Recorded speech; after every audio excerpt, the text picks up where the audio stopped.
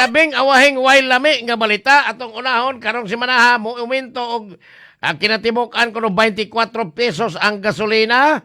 Sus kong pagkaluoy ha. 24 pesos ha ang uminto sa gasolina karong semana. Ang uminto karong adlaw ganina alas 6 buntag 17. Ugma 4. Basta kay karong semana anti kinatibuk-an 24 sa crudo niya crudo. O niya, sa gasolina, 13, dulaan sa 14, karong si manaha, mapuno. Kay kada adlaw, human mo uminto karong buntag, o lain na pong uminto, kada adlaw uminto. Ang pait kayo, kay kaning way halin na unta, ang kerosene, moabot mag 38 ang litro, nga uminto, sugod po karong adlaw, hangtod sunod si mana. Ba? Mao ni ang gipaybaw sa Department of Energy pinaagi sa ilang sekretary si Sharon Garin kagapon atol sa ilang House Committee hearing sa Committee on Ways and Means diin gipatambungan sa mga kadagkuan sa Department of Energy pinaagi ni Sharon Garin nga mo'y sekretary kongresista siya sa Iloilo niya kuan kanang gi-appoint ni bangag mo nang siya na DOE secretary karon igsuon bayaw ni Congresswoman Janet Garin perting sakita sa minto. Ang mga local government unit kagahapon pinaagi po sa Kapitolyo ni Governor Pampari 4 ni issue nag executive order ni pagkadaog executive order number 16 nga himuon na lang 4 ka adlaw instead nga 5 ka adlaw matag semana ang trabaho pero magsugod ang trabaho diya sa Kapitolyo alas 8 buntag hangtod sa alas 7 gabi. Kung doon na mo'y transaksyon, pwedeng alas 6. Pagdala mong panihapon sa mga taga-Kapitolyo, kaya basig mapas mo. Pawa! Pawa! Gihimong na po ka oras matag adlaw, kay batod pa sa Civil Service Commission nga kada semana yon morinder og 40 ka oras ang trabahante sa gobyerno or 8 hours a day. Sa 5 ka adlaw mo lang 40 ka oras. Ang giingong Executive Order number 16 ni Governor Pampari 4 kininag tuman pinagi sa Memorandum Circular 114 nga gi-issue ni Presidenteng Bangag sa Wapamular ganito sa Estados Unidos aron iyang tambagan Donald Trump ug si Benjamin Netanyahu na undangan ang gubat sa Iran kay mahal na kayong krudo.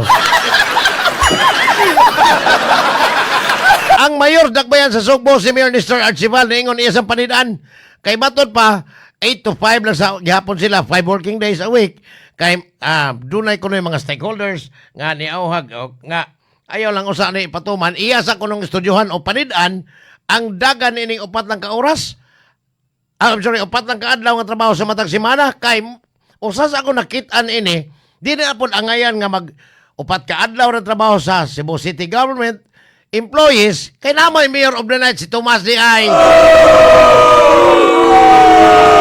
Ang mayor og adlaw ang elected gyud nga mayor unya ini kakilom-kilom ngadto kadlawon ang elected vice mayor nga feeling mayor si Tomas Osmeña. Yawa! Pawa! Pawa ba? Samtang ang dolyar kagahapon 56.50 na wa pa siguro karon maabot og 60 piso og sa usa ka dolyar sa imong $1 ang kantidad na 59.50 bating okay ha gyud. Ang Philippine Statistics Authority sa Region 7 kagahapon gipahibaw nila Pebrero pa ni wa pa labot Marso nga ang inflation kuno sa buwan Pebrero ni taas ni og 6% ikumparar ni atong buwan sa Enero nga ni taas og 5.6% ni tubok Mayo. Kaning sa Marso wa di kani moabot og 9 nyor. Mao ba? Iba atol sa press conference ilang more regional head nga si regional statistician man si Leopoldo Alfanta Jr. Matod pa niya nga mas itaas ko no sa buwan sa Pebrero og 6% ang inflation o pagmahal sa mga nanag-unang palaliton. Niya wa pa siguro sa Marso kini ang ilang trabaho sige lang yung pahibaw nga ni mahal na ta.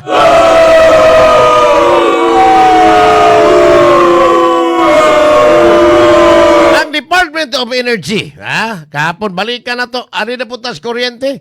Kagahapon atol gahapon sa Senate House Committee on Ways and Means hearing ni paibaw po nga posibleng karumuhan sa Abril musaka po ang presyo sa kuryente matag kilowatt hour o 16%. Ayan. Sus, paita. Matod pa sa Department of Energy, tungod ni kay ni mahal po ang uling. Ang kanang carbon ba? O sa may, binisaya ko na ng carbon. Kanang bang uling ko na ba? Kanang bang mina, ilam siyota?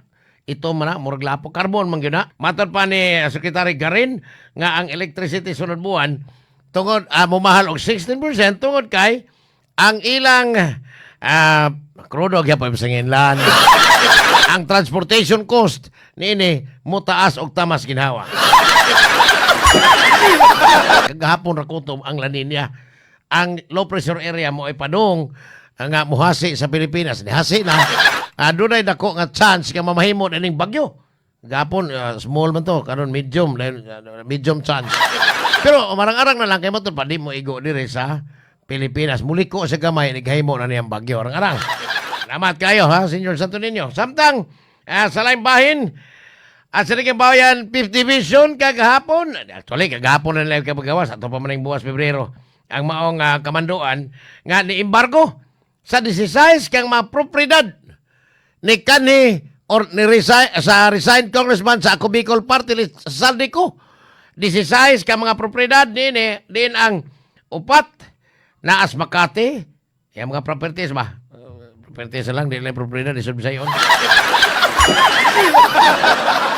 O niya, 8 sa Pasig, 3 sa Quezon City, ug 1 sa Lipa, Batangas.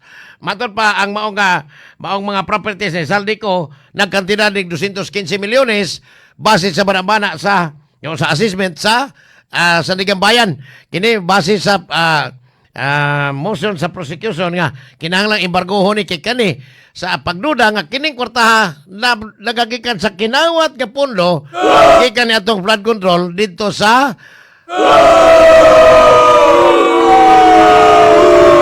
Romblon. Ang ton karon Saldico rin sige gigukod ang tambaloslos nga nag Martin Romualdez nagpahayahay sa iyang rocking chair. Si Tambalosos nagpabiling wa gyud kaso gyapon hantod karon. Si Saldico kinilayas man amoy hinungdan nga amoy igbugtaw og tamas ginawas gobyerno. Onya kabahin ini ang bag-ong direktor sa National Bureau of Investigation or NBI nga si Attorney Melvin Matibag matulpan ni tubag. Giingong gawas atong 18 ka mga sakop sa Philippine Marines kani adto retire ang uban ni-resign ang uban kung ano yung kanang ni Aul kantong 18 una nga gipresentar ni Attorney Livy Baligod dito sa Club Pilipino sa San Juan na apadain nga 20 ka mga sakop sa Philippine Marines nga mo testigos nga sila ginaghatod og kwarta nga tos balay nilang presidenteng Bangag ngatos balay nilang Tambalosos Martin Romualdez ngatos balay nilang Andoy Marcos nga niabot og 805 bilyones ang kantidad nga ilang nahaton nga gisod nilang mga malita. Pawa! Matod pa nga kaning 20, posibleng mugawasan pud kini karong semana ha, aron mo testigos dugang atong 18 nga giingon nang hatod gid silang kwarta. Giingon ni Matibag nga ang tinuoray nga girikno sa gatos di ay 20 gyud nga nangisog nga mo ipon sa ilang kaubang 18 kay matod pa ang mga gate security adtong kanhi kongresistang Saldico abot enig 300 ka mga security officers mga retired Marines mga sundao pero matod pa kaning 300 matod pang Melvin Matibag Attorney Melvin Matibag ang NBI director nga dili ni tanan ang ilahang kini sila mga Philippine Marines sa uban ni ordinaryong driver, hardinero, mao nang gitawag niya kapin sa 300. Ang Malacanang pinagin ni Ate Claire Castro. Wala man di bugada ang bayan na programa. Sinuntian mo rin yung di bugada. Ihulagway ni Attorney Claire Castro ang tigpamutbot sa Malacanang. Nga matod pa, lausi ko no kayo script. Ay, lausi kayo. Samtang si Senador Pinky Lacson, ay Ping, dili Pinky. Mau ba? Ingon si Senador Ping Lacson, nga giunsa nila pag-ihap ng 805 billion. Kaya apilon mo tagpangutana. Hindi ko no kadudahan. Yan ang mga OFW ha, mga overseas Filipino workers in town, luoy kayo nga naglisod, nanawagan karon sa gobyerno ang minority senador nga si Senador Bongo nga kinahanglan ang malasakit sa gobyerno karon nga ang mga OFW mo itinubdan sa atong mga buhis, pinagi sa ilang remittance, angay tabangan yun sa gobyerno, pinagi sa pagmalasakit ko, no? Labi na, ni atong mga tua sa gawa sa nasod nga natanggong sa gubat sa Iran at kontra Israel o Amerika.